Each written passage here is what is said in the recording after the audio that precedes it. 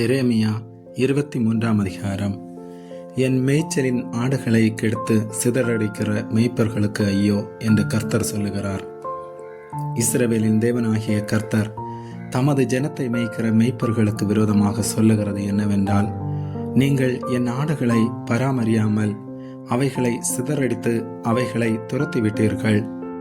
இதோ நான் உங்கள் பேரில் உங்கள் செய்கைகளின் பொல்லாப்புக்கு ஏற்ற தண்டனையை உங்கள் மேல் வருவிப்பேன் என்று கர்த்தர் சொல்லுகிறார். நான் என் ஆடுகளில் மீதியாயிருப்பவைகளை துரத்தியிருந்த எல்லா தேசங்களிலும் இருந்து சேர்த்து அவைகளை திரும்ப அவைகளின் தொழுவங்களுக்கு கொண்டு வருவேன். அப்பொழுது அவைகள் பலுகி பெருகும்.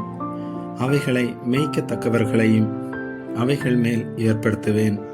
இனி அவைகள் பயப்படுவதுமில்லை, கலங்குவதுமில்லை, காணாமற் போவதுமில்லை என்று கர்த்தர் சொல்லுகிறார். இதோ நாட்கள் வரும் என்று கர்த்தர் சொல்லுகிறார். அப்பொழுது தாவீதுக்கு ஒரு நீதி உள்ள கிளையை எழும்ப பண்ணுவேன். அவர் ராஜாவாயிருந்து ஞானமாய் ராஜரிகம் பண்ணி பூமியிலே நியாயத்தையும் நீதியையும் நடப்பிப்பார். அவர் நாட்களில் யூதா ரட்சிக்கப்படும், இஸ்ரவேல் சுகமாய் வாசம் பண்ணும். அவருக்கு இடம் நாமம் நமது நீதியாயிருக்கிற கர்த்தர் என்பதே. ஆதலால் இதோ நாட்கள் வரும், அப்பொழுது இஸ்ரவேல் புத்திரரை எகிப்து தேசத்திலிருந்து அழைத்து கொண்டு வந்த கர்த்தருடைய ஜீவனை கொண்டு சத்தியம் பண்ணாமல் இஸ்ரவேல் வீட்டின் சந்ததியாரை தங்கள் சுய தேசத்தில் குடியிருக்கும்படிக்கு வட தேசத்திலும் நான் அவர்களை துரத்தியிருந்த எல்லா தேசங்களிலும் இருந்து அழைத்து வழி நடத்தி கொண்டு வந்த கர்த்தருடைய ஜீவனை கொண்டு சத்தியம் பண்ணுவார்கள் என்று கர்த்தர் சொல்லுகிறார். தீர்க்கதரிசிகளின் நிமித்தம் என் இருதயம் என் உள்ளத்திலே நொறுங்கி இருக்கிறது, என் எலும்புகளெல்லாம் அதிருகிறது. கர்த்தர் நிமித்தமும் அவருடைய பரிசுத்த வார்த்தைகளின் நிமித்தமும் நான் வெறுத்திருக்கிற மனுஷனைப் போலவும் மதுபானம் மேற்கொண்டவனைப் போலவும் இருக்கிறேன். தேசம் விபச்சாரங்களால் நிறைந்திருக்கிறது, தேசம் சாபத்தினால் துக்கிக்கிறது. வனாந்தரத்தின் மேய்ச்சல்கள் வாடிப்போகிறது, அவர்கள் ஓட்டம் பொல்லாதது, அவர்கள் பலன் அநியாயமாயிருக்கிறது. தீர்க்கதரிசியும் ஆசாரியனும் மாயக்காரராயிருக்கிறார்கள். என் ஆலயத்திலும் அவர்களுடைய பொல்லாப்பை கண்டேன் என்று கர்த்தர் சொல்லுகிறார். ஆதலால் அவர்கள் வழி அவர்களுக்கு இருட்டிலே சர்க்கலான வழியாயிருக்கும். துரத்துண்டு அதிலே விழுவார்கள்.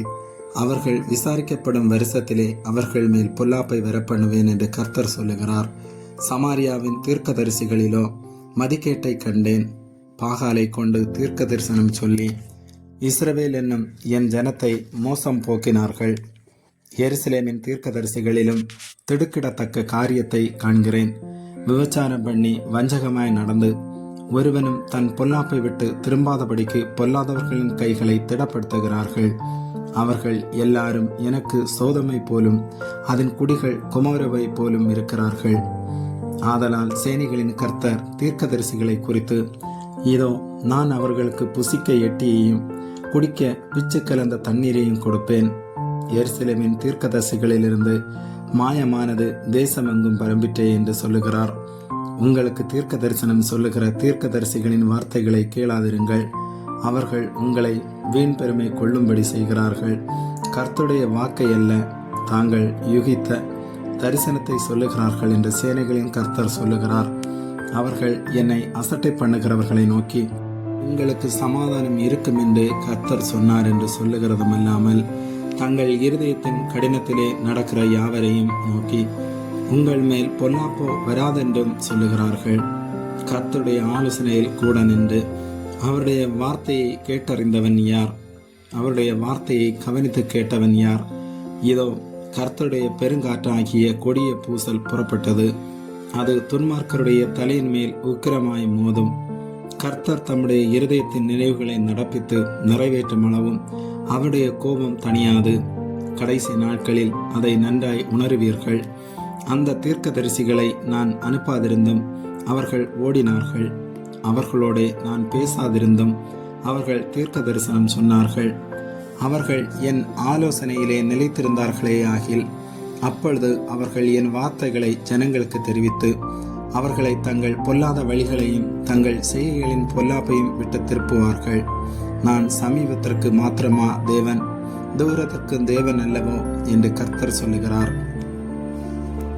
எவனாகிலும் தன்னை நான் காணாதபடிக்கு மறைவிடங்களில் ஒளித்துக் கொள்ளக்கூடுமோ என்று கர்த்தர் சொல்லுகிறார். நான் வானத்தையும் பூமியும் நிரப்புகிறவர் அல்லவோ என்று கர்த்தர் சொல்லுகிறார். சொப்பனம் கண்டேன் என்று என் நாமத்தை சொல்லி பொய் தீர்க்க தரிசனம் உரைக்கிற தீர்க்க தரிசிகள் சொல்லுகிறதை கேட்டேன். எதுவரைக்கும் இப்படி இருக்கும்? பொய் தீர்க்க தரிசனம் சொல்லுகிற தீர்க்க தரிசிகளின் இருதயத்தில் ஏதாகினும் உண்டோ? இவர்கள் தங்கள் இருதயத்தின் வஞ்சகத்தையே தீர்க்க தரிசனமாக சொல்லுகிறவர்கள்.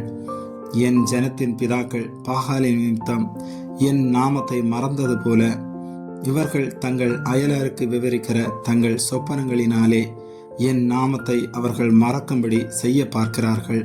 சொப்பனம் கண்ட தீர்க்கதரிசி சொப்பனத்தை விவரிப்பானாக. என் வார்த்தை உள்ளவனோ என் வார்த்தையை உண்மையாய் சொல்வானாக. கோதுமைக்கு முன் பதர் எம்மாத்திரம் என்று கர்த்தர் சொல்லுகிறார். என் வார்த்தை அக்னியைப் போலும் கண்மலையை நொறுக்கும் சமட்டியைப் போலும் இருக்கிறதல்லவோ என்று கர்த்தர் சொல்லுகிறார். ஆகையால் இதோ ஒவ்வொருவராய் தன் தன் அயலாரிடத்தில் என் வார்த்தையை திருட்டுத்தனமாய் எடுக்கிற தீர்க்கதரிசிகளுக்கு நான் விரோதி என்று கர்த்தர் சொல்லுகிறார். இதோ தங்கள் நாவின் சொல்லையை வழங்கி அவர் அதை உரைத்தார் என்று சொல்லுகிற தீர்க்கதரிசிகளுக்கு நான் விரோதி என்று கர்த்தர் சொல்லுகிறார். இதோ பொய் சொப்பனங்களை தீர்க்க தரிசனமாக சொல்லி அவைகளை விவரித்து என் ஜனத்தை தங்கள் பொய்களினாலும் தங்கள் வீம்புகளினாலும் மோசம் போக்குகிறவர்களுக்கு நான் விரோதி என்று கர்த்தர் சொல்லுகிறார். நான் அவர்களை அனுப்பினதுமில்லை, அவர்களுக்கு கற்பித்ததுமில்லை, அவர்கள் இந்த ஜனத்துக்கு ஒரு பிரயோஜனமாய் இருப்பதுமில்லை என்று கர்த்தர் சொல்லுகிறார். கர்த்தராலே சுமரும் பாரம் என்னவென்று இந்த ஜனமாகிலும் ஒரு தீர்க்கதரிசியாகிலும் ஒரு ஆசாரியனாகிலும் உன்னை கேட்டால் உங்களை தள்ளிவிடுவேன் என்பதே பாரம் என்று நீ அவர்களுடனே சொல்ல வேண்டும். கர்த்தரால் சுமரும் பாரம் என்று சொல்லுகிற தீர்க்கதரிசியாகிலும் ஆசாரியனாகிலும் ஜனமாகிலும் சரி, அப்படி சொல்லுகிற மனுஷனையும் அவன் வீட்டாரையும் தண்டிப்பேன் என்று கர்த்தர் சொல்லுகிறார்.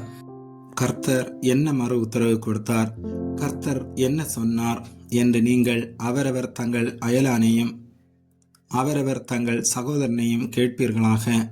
ஆனால் கர்த்தரால் சுமரும் பாரம் என்கிற சொல்லை இனி வழங்காதிருப்பீர்களாக. அவனவன் வார்த்தையே அவனவனுக்கு பாரமாயிருக்கும். அதேனென்றால் நமது தேவனாகிய சேனைகளின் கர்த்தர் என்கிற ஜீவனுள்ள தேவனுடைய வார்த்தைகளை புரட்டுகிறீர்கள். கர்த்தர் உனக்கு என்ன மறு உத்தரவு கொடுத்தார், கர்த்தர் என்ன சொன்னார் என்று நீ தீர்க்கதரிசியை கேட்பாயாக. நீங்களோவெனில் கர்த்தரால் சுமரும் பாரம் என்று சொல்லுகிறபடியினாலே கர்த்தரின் பாரம் என்று சொல்லாதிருக்குங்கள் என்று நான் உங்களுக்கு சொல்லி அனுப்பியும் நீங்கள் இந்த வார்த்தையை கர்த்தரின் பாரம் என்று சொல்லுகிறீர்களே.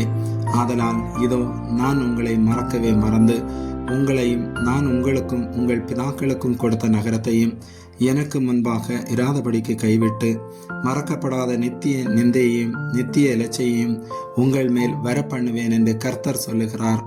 ஆமேன்.